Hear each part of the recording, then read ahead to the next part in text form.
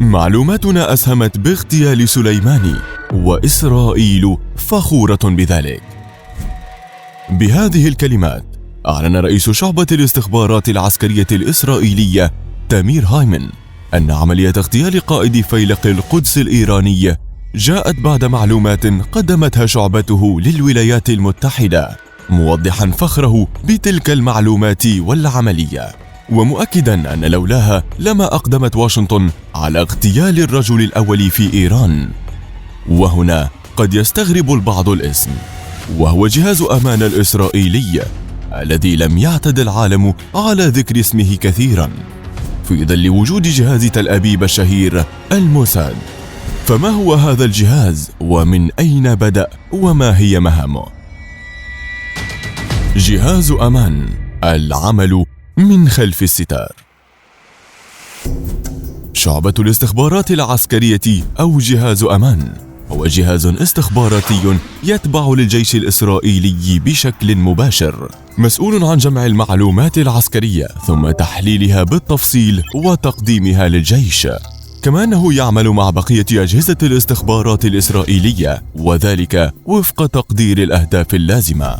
أسست الشعبة أو الجهاز في 28 من ديسمبر عام 1953، إلا أن نواتها الأولى سبقتها بسنوات، حيث خرجت الشعبة من رحم قسم القسم الاستخباراتي مامان، والذي كان يعمل ضمن عصابات الهاغانا، ثم بات تابعا لقسم العمليات العسكرية في الجيش الإسرائيلي، حتى تم حله مع تأسيس جهاز أمان. ومنذ العام 1953 بدأ الوضع يختلف تماما عن الماضي، حيث اتسعت صلاحيات الجهاز بشكل كبير، وبات له كلمة قوية في تحريك الجيش وتحديد المخاطر المحتملة ضد إسرائيل. فمن حيث الأهداف يعد جهاز أمان أكبر الأجهزة الاستخباراتية في إسرائيل وأكثر كلفة من الموازنة العامة، إذ يتولى الجهاز جمع كل المعلومات الاستخباراتية وتقديم الإنذارات المبكرة للجيش والحكومة، وذلك في حال توقع نشوب حرب أو تنفيذ هجمات عسكرية ضد إسرائيل، بالإضافة لتقديم معلومات استخباراتية فورية توضح الوضع الأمني والوقائي داخل إسرائيل. وقد وضع للجهاز قانون رسمي في الدولة، حيث يكون هو المسؤول الأول عن تزويد الحكومة بالتقييمات الاستراتيجية، والتي على أساسها تصاغ السياسات العامة، خصوصا السياسات المتعلقة بالصراع مع الدول العربية. ويعد قسم الاستخبارات بمثابة الموجه المهني لجميع أقسام الاستخبارات في الجيش، مثل أقسام الاستخبارات في أذرع الجيش وأقسام الاستخبارات في القيادات. كما أنه مسؤول عن تنفيذ الرقابة العسكرية وأعداد الخرائط وتطوير الإجراءات الخاصة بالشبكة الاستخباراتية وتطوير العقيدة الاستخباراتية داخل الجيش وأجهزة المخابرات. كما يشرف الجهاز على الملحقين العسكريين في سفارات إسرائيل. جهاز للشباب فقط. رغم اتساع أهدافه وأعماله، إلا أن الجهاز يختار العاملين فيه بدقة متناهية، حيث يتم قبول شخص واحد من بين كل 5 أشخاص يترشحون للخدمة فيه، وشخص آخر من بين 81 مجندا، وذلك للعمل في مجال الإنترنت الذي يعتبر الأصعب في الجهاز كله. كما ينظم الجهاز دورات خاصة ومستمرة يحضرها سنويا أكثر من 14,000 جندي وضابط، ثم يخضع المقبولون بعد ذلك لأكثر من 160 دورة متقدمة.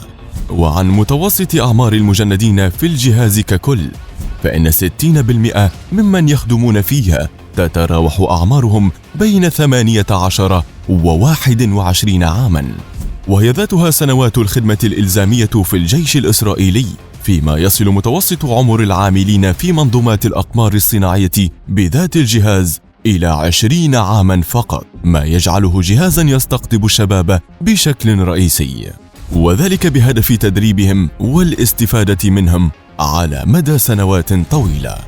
ومن حيث القيادة في الجهاز، فيعتبر رئيس أمان هو أعلى ضابط استخبارات في الجيش، ويشارك بشكل رئيسي في اتخاذ قرار المخابرات وصنع السياسات على ذات مستوى قادة الشاباك والموساد، مع التركيز على الجبهات العسكرية المحلية، خصوصاً الصراع مع الشعب الفلسطيني والمخابرات الأجنبية. الهيكلة والتنسيق. تعد شبكة الاستخبارات العسكرية الإسرائيلية أكبر مستهلك للمعلومات، وهي مركز تخزين المعلومات الأكبر في إسرائيل، ولديها شبكة حواسيب ضخمة هي الأكبر أيضاً. وتتكون الشعبة من عدة وحدات، بعضها معروفة وبعضها سرية لا يعلم عنها شيء، منها وحدات هيئة قسم الاستخبارات مثل سلاح الاستخبارات وقسم جمع المعلومات ووحدات جمع المعلومات، والتي تضم العديد من الفرق والكتائب الصغيرة. يضاف للجهاز وحدة البحث وقسم أمن المعلومات والرقابة العسكرية، كما يضم وحدات إضافية منها وحدة الخرائط وقسم التحكم وقسم العلاقات الخارجية والوحدة الخاصة المعروفة باسم سايرة متكال. ومن بين أشهر الوحدات التي يضمها الجهاز هي وحدة 8200، والتي أسست قبل 3 عقود ضمن الجهاز لتتخصص في مجال التجسس الإلكتروني، وعلى رأس أهدافها تأتي المساهمة في تقديم رؤية استخباراتية متكاملة، وذلك عبر المعلومات التي توفرها المصادر البشرية القائمة على العملاء. كما تعتبر الوحدة هي المسؤولة الأولى عن قيادة الحرب الإلكترونية ضمن الجيش الإسرائيلي، ومن مهامها أيضاً التنصت والرصد، حيث تعمل على مدار اليوم على مراقبة الاتصالات السلكية واللاسلكية.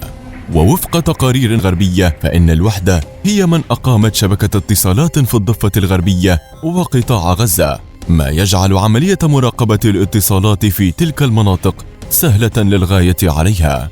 كما ذكرت تقارير عدة أن الوحدة لعبت دورا أساسيا في الحرب الإلكترونية ضد المشروع النووي الإيراني، وأسهمت في تطوير فيروس توكسنت الذي استهدف في عام 2009 المنظومات المحسوبة التي تتحكم في أجهزة الطرد المركزية، وهي المسؤولة عن تخصيب اليورانيوم في المنشآت النووية الإيرانية، مما أدى إلى تعطيلها في نهاية الأمر. وتتفرع من الوحدة ذاتها كتيبة حتسف، وهي المسؤولة عن مراقبة وسائل الإعلام ومواقع التواصل الخاصة بالعرب والفلسطينيين بالتحديد، وهي كتيبة أسست قبل أكثر من 10 سنوات، وكان الهدف منها توسيع معلومات جهاز أمان، وذلك في ظل اتساع انتشار مواقع التواصل والإنترنت، حيث تعمل الكتيبة على مراقبة كل ما ينشر على المواقع، وتهتم بكل كلمة تكتب وكل صورة يتم نشرها، حيث تجمع المعلومات بشكل دوري ثم تقوم بتحليلها واستنتاج الصحيح منها. ويجيد عناصر تلك الكتيبة اللغتين العربية والفارسية، ما يمكنهم من مراقبة المواقع بسهولة أكبر. قبل عشرات السنوات كان جهاز أمان يعمل من خلف الستار بشكل كبير، ونادرا ما تعلن إسرائيل عن مشاركته في العمليات، إلا أنه في السنوات الأخيرة تحول للجهاز الأبرز في أجهزة الاستخبارات الإسرائيلية، وبات له العديد من العمليات العلنية التي كان آخرها اشتراكه بعملية اغتيال قاسم سليماني. فهل سيأخذ الجهاز محل الموساد أم سيبقى الكثير من مهامه سرية، وما يخرج للعلن سيكون الرذاذ فقط؟